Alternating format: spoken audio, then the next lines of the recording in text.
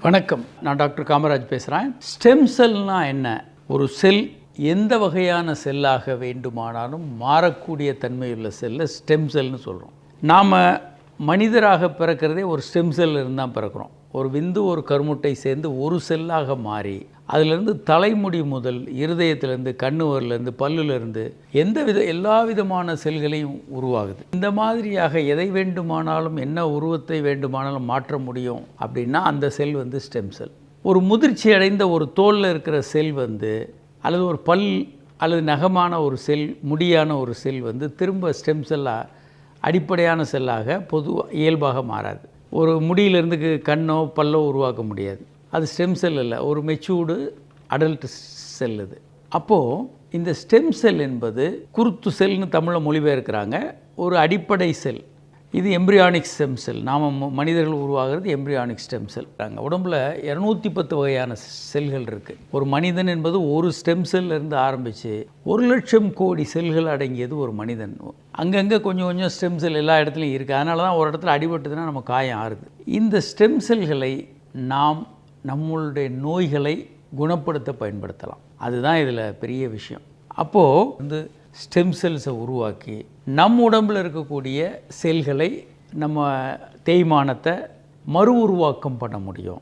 முடி தோன்றுவதிலிருந்து ஆரம்பித்து கண் பார்வை, மேக்குலர் டீஜெனரேஷன், பல்லில் வர்ற பிரச்சனைகள், ஹார்ட்டுக்கான பிரச்சனைகள், அதே மாதிரி கிட்னியில் வர்ற பிரச்சனைகள், கல்லீரல் பாதிப்பு, ரீஜெனரேஷன், கல்லீரலை திரும்ப உருவாக்குறது, ஆண்மை குறைவு, ஆண்ணுறுப்பு, அதுமாதிரி எலும்புகளில் வர்ற பிரச்சனைகளை மிகப்பெரிய அளவுக்கு ஸ்டெம் செல்ஸ். இந்த முட்டி கால்கள் தேஞ்சு போனால் இப்போ என்ன பண்ணுறோம்? ரொபாட்டிக் சர்ஜரி இல்லை நீ ரீப்ளேஸ்மெண்ட்லாம் பண்ணுறாங்க. பட் ஸ்டெம் செல் இருக்க ரொபாட்டிக் சர்ஜரி எதற்கு, நீ ரீப்ளேஸ்மெண்ட் எதற்கு, இதெல்லாம் தேவையில்லை. அதே மாதிரி முதுகெலும்பு உடைஞ்சு போகிறவங்க, நரம்பு மண்டல பிரச்சனைகள், மூளையில் வரக்கூடிய நரம்பு மண்டல பிரச்சனைகளுக்கு ஸ்டெம் செல் மிகப்பெரிய அளவுக்கு பயன்படுது. பார்க்கின்சன்ஸ் டிசீஸ், மறதி நோய், அல்சைமர்ஸ் நோய், இதெல்லாம் முக்கியமாக சர்க்கரை நோய், டைப் 1 சர்க்கரை நோயில் ஸ்டெம் செல்ஸ் மிகப்பெரிய பங்காற்றுது. சர்க்கரையை கட்டுப்படுத்துறதுல மிகப்பெரிய பங்காற்றுது.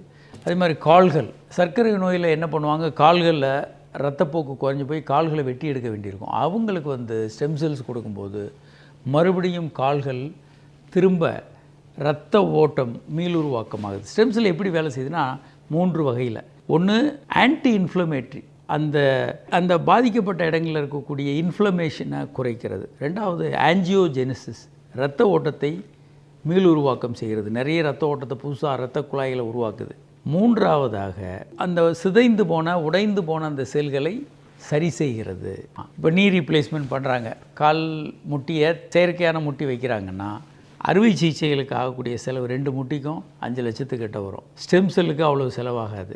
இரண்டாவது, நீண்ட நாள் அறுவை சிகிச்சைக்கு அப்புறம் ஹாஸ்பிட்டலைசேஷன், ஹாஸ்பிட்டலில் பெட் ரிடனாக இருக்குது, அதெல்லாம் தேவையில்லை. மூன்றாவது, செலவு கம்மி. இப்படி நிறைய நன்மைகள் இருக்குது. புற்றுநோய்கள், முக்கியமாக சொல்லப்போனால் இரத்த புற்றுநோய், பல்வேறு விதமான புற்றுநோய்களுக்கும் ஸ்டெம் செல்ஸ் ஒரு மிகப்பெரிய தீர்வாக இருக்கிறது. அப்போது ஸ்டெம் செல்ஸ் இன்னும் வேறு ஏரியாவில்னா குழந்தையின்மையில் முக்கியமாக பயன்படுது. விந்தணுக்கள் இல்லாதவர்களுக்கு விந்தணுக்களை உருவாக்க, கருமுட்டையில் இல்லாதவர்களுக்கு கருமுட்டையில் உருவாக்க ஸ்டெம் செல்ஸ் பயன்படுது. ஆண்மை குறைவு, ஸ்டெம் செல் ஆணுறுப்பில் செலுத்தும் போது புதிய இரத்த நாளங்களை உருவாக்கி மீண்டும் அவர்கள் ஒரு இளமையான ஆண்மையுடன் இருக்கிறதுக்கு வெகுவாக இது உதவுது. இப்போ ஸ்டெம் செல்ஸ் மிகப்பெரிய அளவுக்கு நம்ம வாழ்க்கையை சீராக்கிறதுல ஒரு மிகப்பெரிய பயன் இருக்குது. ஸ்டெம் செல் சிகிச்சை என்பது ஒரு நவீன மிகப்பெரிய அளவுக்கு ப்ராமிசிங்கான ஒரு ட்ரீட்மெண்ட்டு. தலை முதல் உச்சியிலிருந்து உள்ளங்கால் வரைக்கும் உள்ள பல்வேறு பிரச்சனைகளுக்கு இது ஒரு தீர்வாக அமையும்.